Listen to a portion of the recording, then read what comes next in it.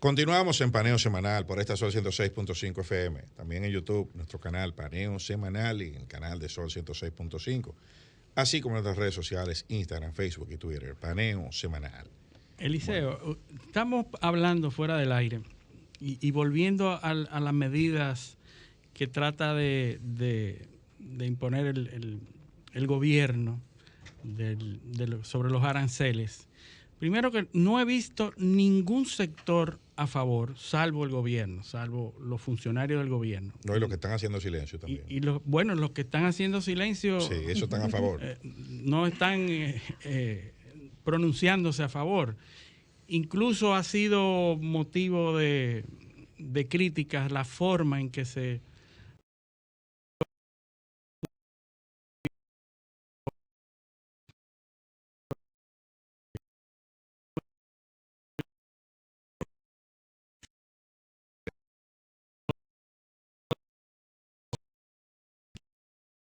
que habló de que se trató de manera autocrática y que se pasó sin oír las partes que querían hablar y manifestarse. Independientemente de eso, le pregunto porque hay una duda de si es orgánica o no es orgánica esa medida y si es las 2/3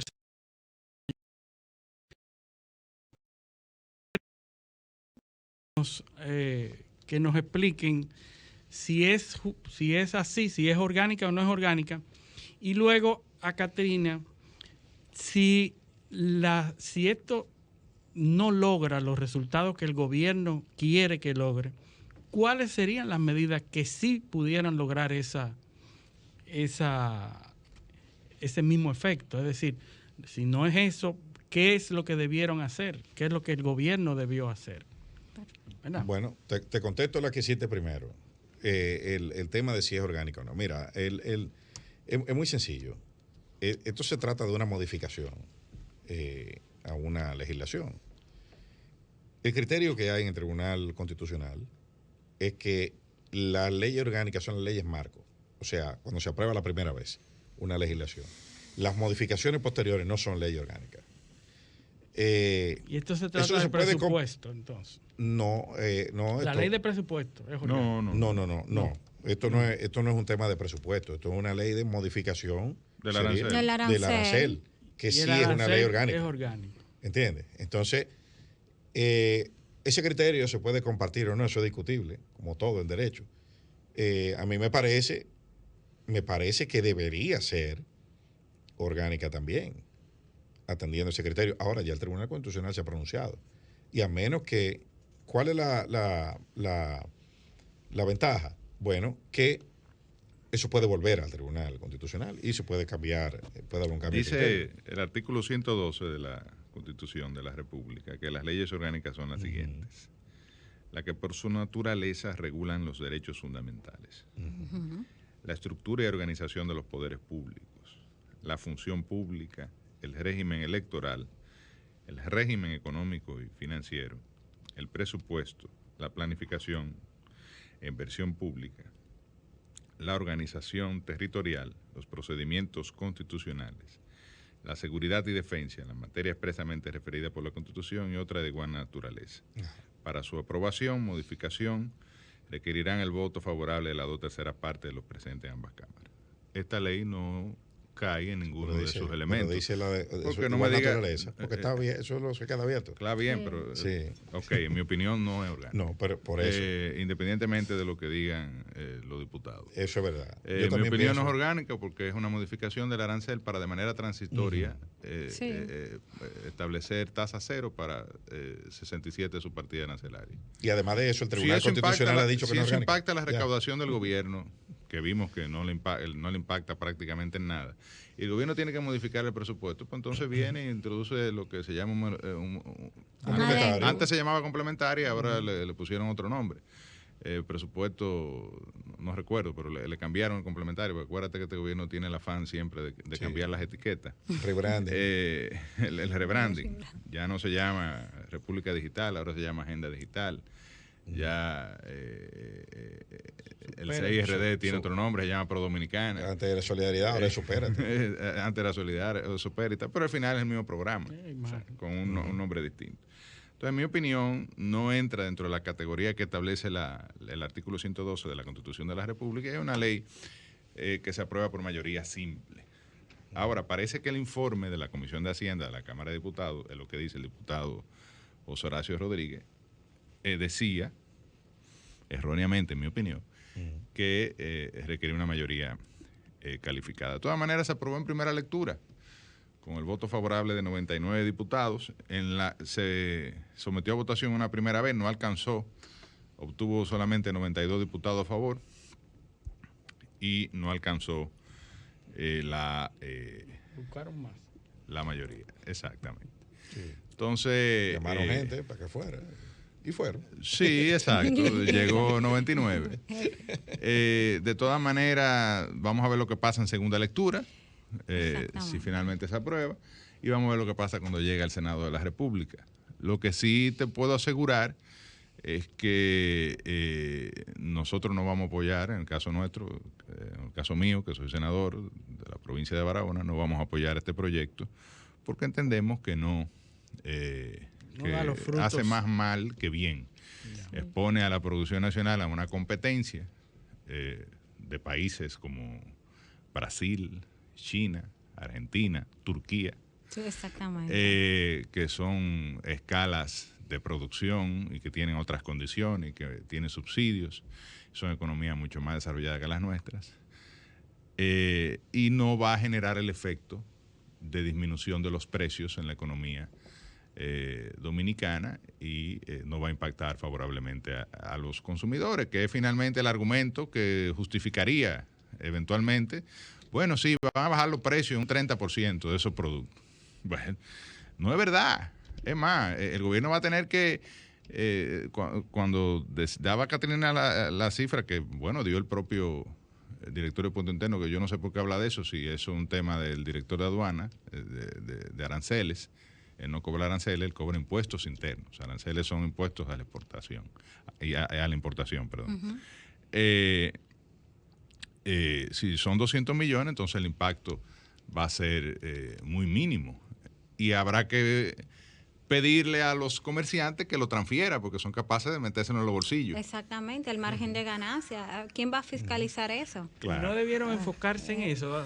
Y dirán los comerciantes, Exacto. bueno, lo que pasa es que ahora yo tenía unos productos que había traído con el arancel. Sí. Ujú. Estaban helados. Y ahora Exactamente. tú me lo vas a traer cero, entonces yo voy a perder unos cuartos, yo primero tengo que recuperar esos chelitos Exactamente. y después yo veo si transfiero algo. Bueno, Exacto. ¿qué debió hacer, Catrina? O sea, Después yo veo. para lograr esos objetivos que el gobierno dice que quiere lograr, entonces, ¿cuál era la medida correcta? ¿Cuál pudieran ser las medidas Mira, correctas?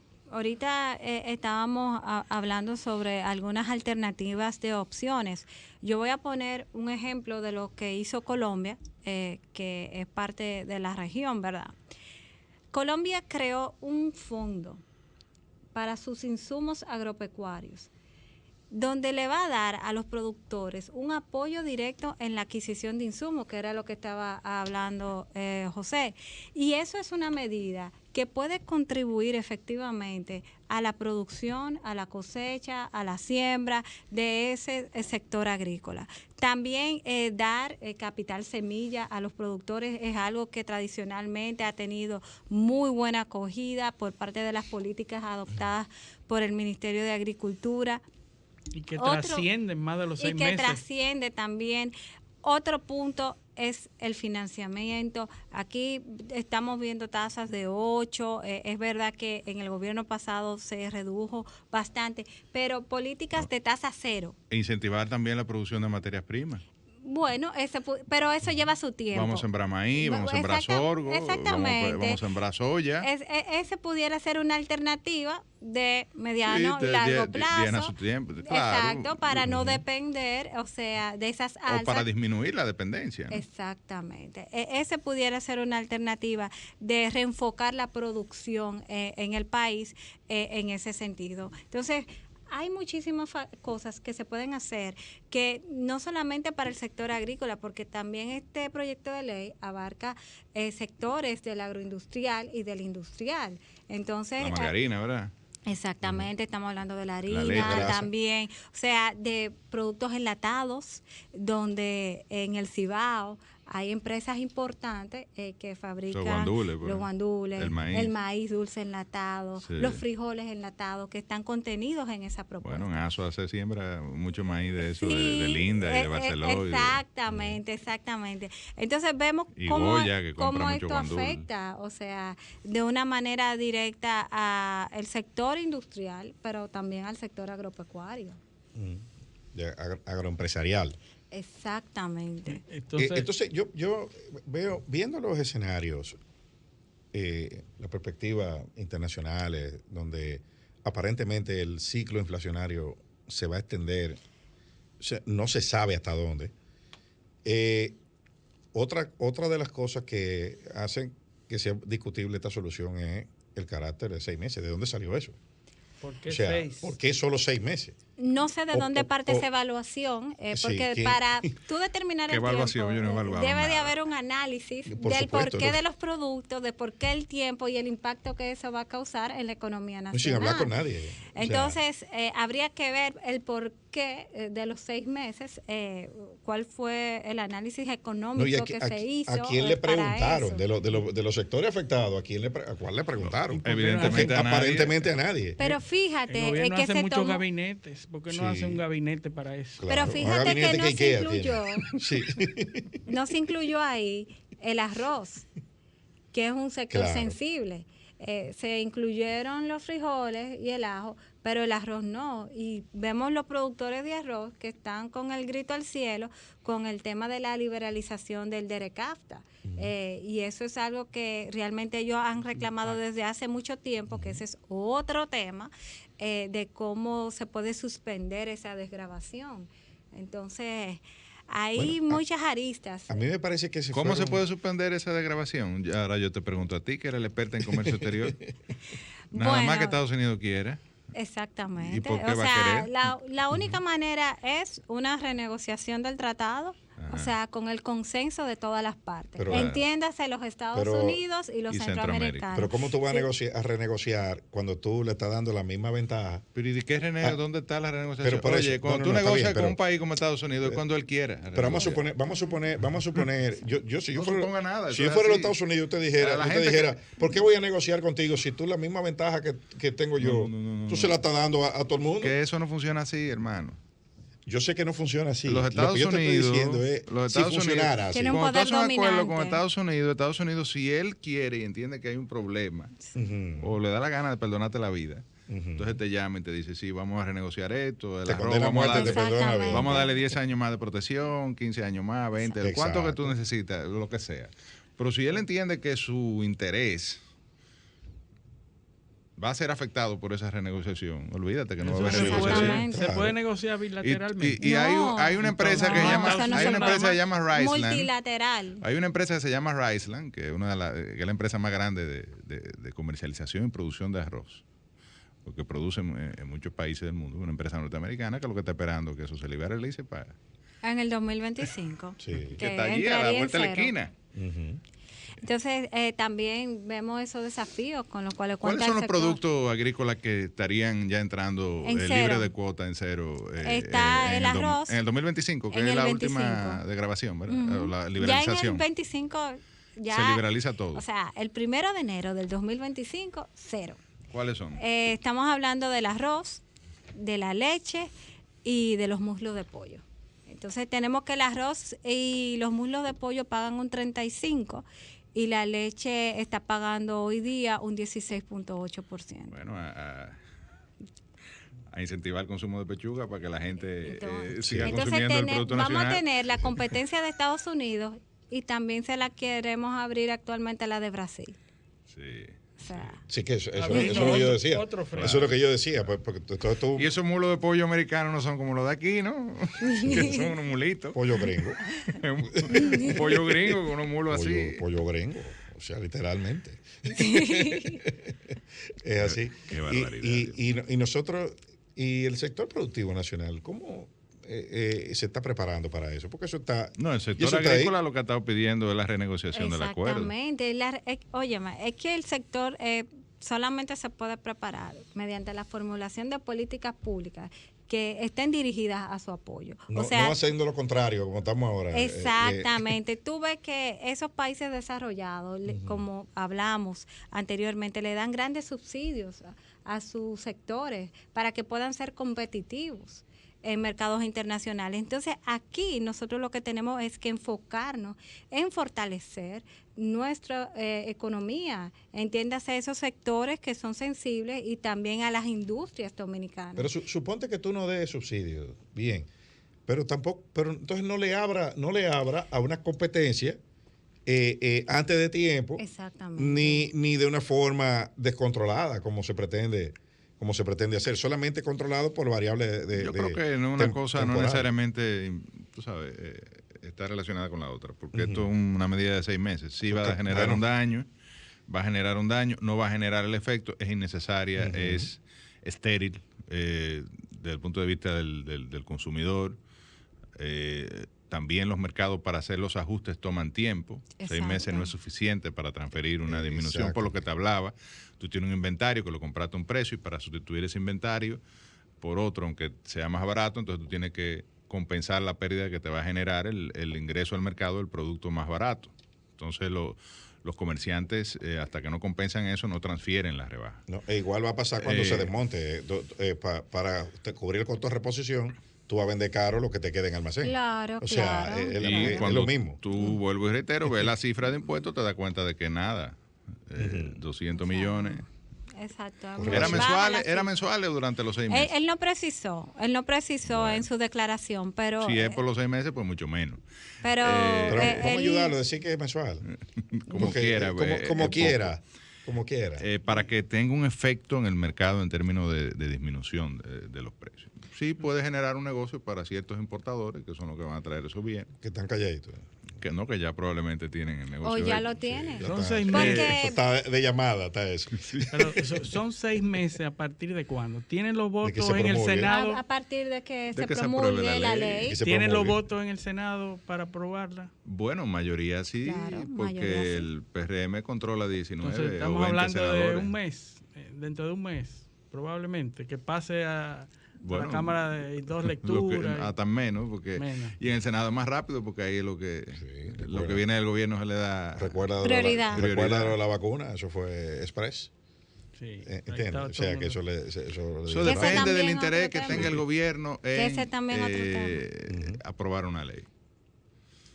La ley de hidrocarburos va a pasar todo el tiempo del mundo ahí, la reforma, porque el gobierno la presentó para, digamos cumplir con una expectativa que había generado en campaña. Lo que hace es que incorpora a nivel de ley ciertos elementos que ya estaban establecidos en reglamentos y en resoluciones del Ministerio de Industria y en decretos del Poder Ejecutivo. Me parece que la propuesta es correcta, le da más transparencia al mecanismo y todo eso. Pero no va a generar una disminución en los precios de los combustibles. Tú manda la ley y le dice, tómate tu tiempo.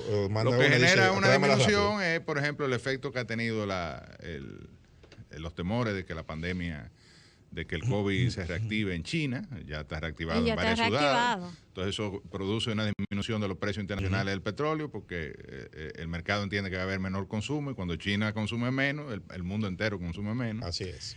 Y las medidas que está tomando el gobierno de los Estados Unidos de promover liberar reservas de crudo y invitar a otros países que lo hagan. 180 millones de barriles dice que va a liberar Biden. Pero solamente el anuncio bajó por debajo de los 100. El efecto es psicológico. Ya el petróleo está a $99. 99, por debajo de 100. El barril cerró el viernes. Así que eso es lo que baja los precios de los combustibles. Bueno, hay que agradecer a Catrina el habernos acompañado el día de hoy. Invitarla a que magistral, vuelva. Catrina aquí debe sentirse como en su casa, pues está rodeada de amigos. Claro, de amigos, de mi ex jefe, el senador. Y nosotros felices de tenerla y decirle que la puerta está abierta y que amenace con volver y cumpla su amenaza. Gracias. Y agradecerle a nuestros oyentes la sintonía este sábado y esperar que con el favor de Dios tenerlos el próximo sábado en otra edición de Paneo Semanal. Hasta entonces. Paneo, paneo.